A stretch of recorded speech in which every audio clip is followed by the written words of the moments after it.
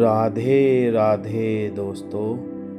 ब्रह्मा हिंदू धर्म में एक प्रमुख देवता हैं। ये हिंदुओं के 3 प्रमुख देवताओं ब्रह्मा, विष्णु और महेश में से एक हैं। ब्रह्मा को सृष्टि का रचयिता कहा जाता है। सृष्टि रचयिता से मतलब सिर्फ जीवों की सृष्टि से है। तीनों देवताओं में ब्रह्मा जी का चित्रण प्रथम और सबसे वृद्ध देवता के रूप में किया गया है। बहुत से लोग ब्रह्मा और सरस्वती की कहानी को सारा और अब्राहम से जोड़कर देखते हैं। राजा मनु की कहानी को नूह से जोड़कर देखते हैं और आदम की कहानी को स्वयंभू मनु से जोड़कर देखते हैं। हालांकि इसमें कितनी सच्चाई है यह हम नहीं जानते। वीडियो में आगे बढ़ने से पहले आप सभी से अनुरोध है, मेरे चैनल को सब्सक्राइब करके बेल आइकन को जरूर प्रेस कर दीजिएगा। तो चलिए मित्रों, वीडियो को आगे बढ़ाते हैं। अक्सर देवता और दैत्य आपसी प्रतिद्वंदिता के चलते अपनी शक्तियों को बढ़ाने के लिए ब्रह्मा जी की तपस्या करके उनसे अजर अमर होने का वरदान प्राप्त करते रहते हैं। इसके अलावा भी सामान्य मनुष्यों ने भी ब्रह्मा जी की तपस्या करके वरदान हासिल किए हैं। यहाँ हम आपको बताएंगे ब्रह्मा जी के वे 10 वरदान जिनके कारण देवता ही नहीं, खुद ब्रह्मा जी, विष्णु जी और महेश जी भी मुसीबत में पड़ गए थे। ब्रह्मा जी ने ऋषि कच्छप के पुत्र हिरण्याक्ष और हिरण्यकश्यप को अजर अमर होने के वरदान दिया था, जिसके चलते दोनों भाइयों ने संपूर्ण धरती पर अपना साम्राज्य स्थापित कर खुद को ईश्वर घोषित कर दिया था। चारों ओर हाहाकार मचा हुआ था। देवी देवता, मानव, वानर आदि सभी त्रस्त हो चले थे। तब भगवान विष्णु को इनका वध करने के लिए अवतार लेना पड़ा। हिरण्याक्ष को मारने के लिए वाराह अवतार और हिरण्यकश्यप को मारने के लिए नरसिंह अवतार लेना पड़ा। दोनों की कहानी से आप सभी अवगत ही होंगे। तारकासुर असुरों में सबसे शक्तिशाली असुर था। उसके अत्याचारों से सभी देवी देवता त्रस्त हो गए थे। सभी ने ब्रह्मा जी की शरण ली। ब्रह्मा जी ने कहा कि शिव जी से प्रार्थना करो, क्योंकि शिव और पार्वती का पुत्र ही तारकासुर का वध कर सकता है। लेकिन उस वक्त शिव जी गहन समाधि में थे। उनकी समाधि को तोड़ने की कौन हिम्मत कर सकता था। उनकी समाधि तोड़ना भी जरूरी था, क्योंकि उनकी समाधि टूटने के बाद ही शिव और पार्वती का मिलन होता और फिर उनसे जो पुत्र उत्पन्न होता वो देवताओं का सेनापति बनता। तब देवताओं ने युक्ति अनुसार कामदेव को समाधि भंग करने के लिए राजी कर लिया। देवताओं के कहने पर कामदेव ने उनकी समाधि भंग कर दी, लेकिन उसे शिव जी के क्रोध का सामना करना पड़ा और अपना शरीर गंवाना पड़ा। क्रोध शांत होने के बाद सभी देवता शिव जी के पास गए। उन्होंने शिव जी से प्रार्थना की कि तारकासुर हमें परेशान कर रहा है। आपका पुत्र ही इस समस्या का समाधान कर सकता है, ऐसा ब्रह्मा जी का वरदान है। देवताओं की प्रार्थना का असर शिव जी पर हुआ। देवताओं की प्रार्थना से ही शिव जी दूल्हा बने और उन्होंने पार्वती से विवाह किया। शिव पार्वती के पुत्र हुए कार्तिकेय। कार्तिकेय देवताओं की सेना के सेनापति बने। उन्होंने तारकासुर का वध कर देवताओं को असुरों के भय से मुक्त कर दिया। भगवान कार्तिकेय द्वारा तारकासुर का वध करने के बाद उसके तीनों पुत्रों ने देवताओं से बदला लेने का प्रण कर लिया। तीनों पुत्र तपस्या करने के लिए जंगल में चले गए और हजारों वर्ष तक अत्यंत दुष्कर तप करके ब्रह्मा जी को प्रसन्न किया। तीनों ने ब्रह्मा जी से अमरता का वरदान मांगा। ब्रह्मा जी ने उन्हें मना कर दिया और कहने लगे कि कोई ऐसी शर्त रख लो जो अत्यंत कठिन हो। उस शर्त के पूरा होने पर ही तुम्हारी मृत्यु हो। तीनों ने खूब विचार कर ब्रह्मा जी से वरदान मांगा, हे प्रभु, आप हमारे लिए 3 पुरियों का निर्माण कर दें।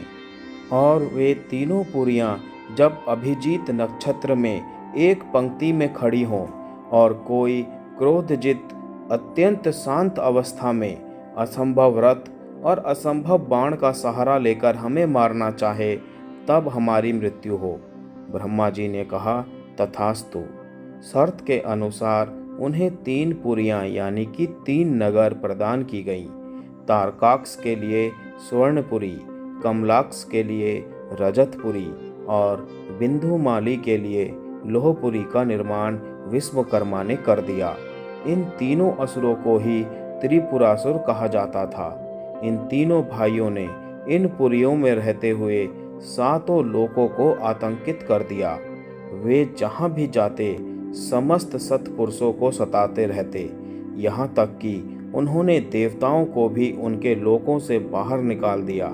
सभी देवताओं ने मिलकर अपना सारा बल लगाया, लेकिन त्रिपुरासुर का प्रतिकार नहीं कर सके और अंत में सभी देवताओं को छुप छुप कर रहना पड़ा।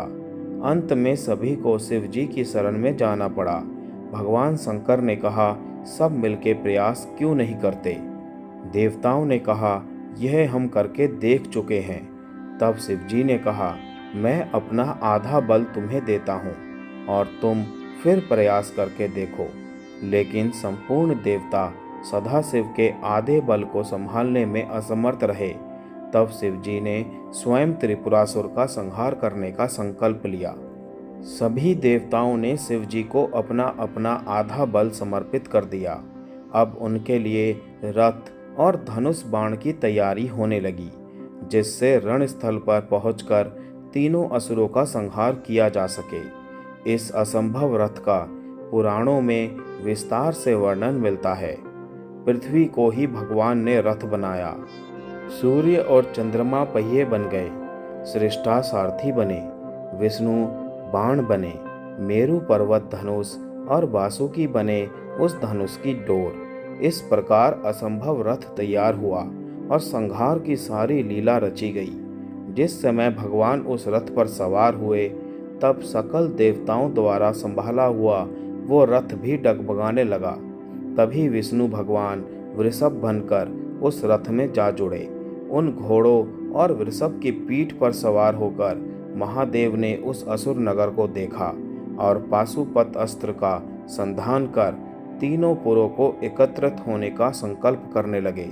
उस अमोघ बाण में विष्णु, वायु, अग्नि और यम चारों ही समाहित थे।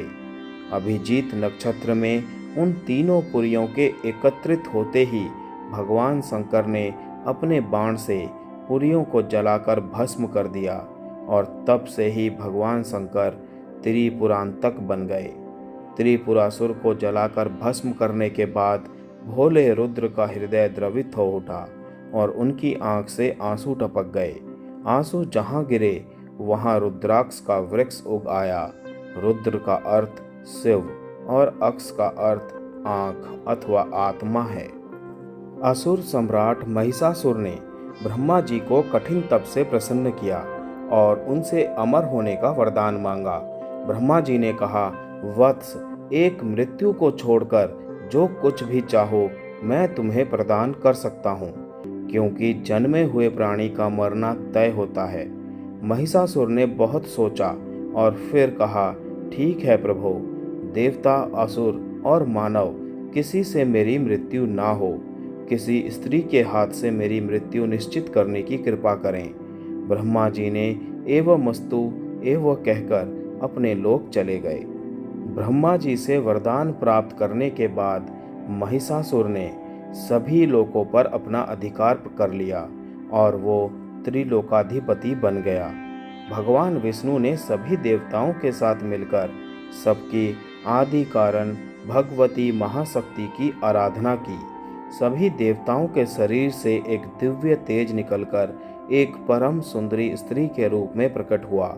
हिमवान ने भगवती की सवारी के लिए सिंह दिया तथा सभी देवताओं ने अपने अपने अस्त्र शस्त्र महामाया की सेवा में प्रस्तुत किए।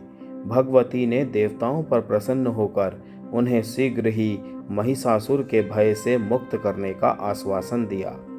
भगवती दुर्गा हिमालय पर पहुंची और अट्टहास पूर्वक घोर गर्जना की। महिषासुर के असुरों के साथ उनका भयंकर युद्ध छिड़ गया। एक एक करके महिषासुर के सभी सेनानी मारे गए। फिर विवश होकर महिषासुर को भी देवी के साथ युद्ध करना पड़ा। महिषासुर ने नाना प्रकार से मायावी रूप बनाकर देवी को छल से मारने का प्रयास किया, लेकिन अंत में भगवती ने अपने चक्र से महिषासुर का मस्तक काट दिया। रक्त बीज का नाम तो आपने सुना ही होगा। वो बड़ा ही भयानक असुर था। भूमि पर उसके रक्त की एक भी बूंद गिरती तो उस रक्त से उसी के समान एक और राक्षस पैदा हो जाता। इस तरह युद्ध में उसकी जब हजारों बूंदें गिरी तो हजारों राक्षस पैदा होकर हाहाकार मचाने लगे। यह भयानक मंजर देखकर देवता भी घबरा उठे। सभी सोच में पड़ गए कि इसे कैसे मारा जाए। महादेव के कहने पर माता काली ने रक्त बीज का वध किया था। शक्ति की अवतार माँ काली ने रक्त बीज का सिर काटकर उसके रक्त का पान किया, ताकि उसके शरीर का एक भी बूंद धरती का स्पर्श ना कर सके। रावण ने कठोर तप करके ब्रह्मा जी को प्रसन्न किया, तो भगवान ब्रह्मा प्रसन्न होकर उससे वर मांगने को कहे। तब रावण ने कहा कि देव, दानव, दैत्य, राक्षस, गंधर्व, किन्नर, यक्ष आदि सभी दिव्य शक्तियां उसका वध ना कर सके। रावण मनुष्य और जानवरों को कीड़ों की भांति तुच्छ समझता था, इसीलिए वरदान में उसने इनको छोड़ दिया। यही कारण था कि भगवान विष्णु को उसके वध के लिए मनुष्य अवतार में आना पड़ा। रावण ने अपनी शक्ति के बल पर शनि और यमराज को भी हरा दिया था। शुंभ और निशुंभ नामक दो बड़े ही भयानक दैत्य थे, जिन्होंने कठोर तप करके भगवान ब्रह्मा से वरदान हासिल किया था। दोनों भाई यह मानते थे कि हमारा अंत कोई स्त्री कैसे कर सकती है, उसकी इतनी सामर्थ्य नहीं हो सकती। तो इसीलिए उन्होंने यह वरदान मांगा कि कोई भी पुरुष, देवता, राक्षस, दानव, असुर उनका वध ना कर पाए। बस फिर क्या था, इन दोनों भाइयों के आतंक से तीनों लोकों में हाहाकार मच गया। इन तीनों के आतंक को खत्म करने के लिए ही अंत में माँ दुर्गा का अवतार हुआ। शुंभ और निशुंभ की तरह ही धूम्रलोचन, चंड और मुंड भी वरदान प्राप्त भयंकर असुर थे, जिसका वध कर माता भगवती चामुंडा नाम से प्रसिद्ध हुई।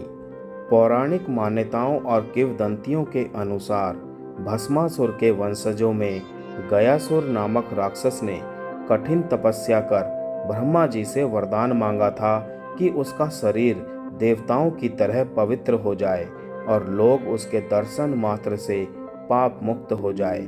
यह वरदान मिलने के बाद स्वर्ग की जनसंख्या बढ़ने लगी और सब कुछ प्रकृति के नियमों के विपरीत होने लगा। लोग बिना भय के पाप करने लगे और गयासुर के दर्शन से पाप मुक्त होने लगे। इससे बचने के लिए यज्ञ करने को देवताओं ने गयासुर से पवित्र स्थान की मांग की। गयासुर ने अपना शरीर देवताओं को यज्ञ के लिए दे दिया। जब गयासुर लेटा तो उसका शरीर 5 कोस में फैल गया। यही 5 कोस जगह आगे चलकर गया बना, परंतु गयासुर के मन से लोगों को पाप मुक्त करने की इच्छा नहीं गई और फिर उसने देवताओं से वरदान मांगा कि यह स्थान लोगों को तारने वाला बना रहे। जो भी लोग यहाँ पर किसी के तर्पण की इच्छा से पिंडदान करें, उन्हें मुक्ति मिले। यही कारण है कि आज भी लोग अपने पितृ को पिंड देने के लिए गया आते हैं। जय श्री कृष्ण।